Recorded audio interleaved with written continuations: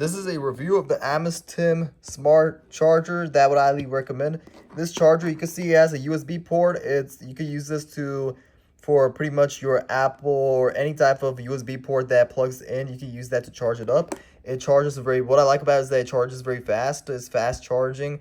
It charges like probably less than 3 hours, and it does the job like what is intended. So you can see that it has a magnetic charger. So when you have your smartwatch, you just pretty much stick it on there and it just charges up, similar to like what Apple made, pretty much like a MagSafe charger. So it's essentially a little bit similar like a MagSafe charger where you charge it up.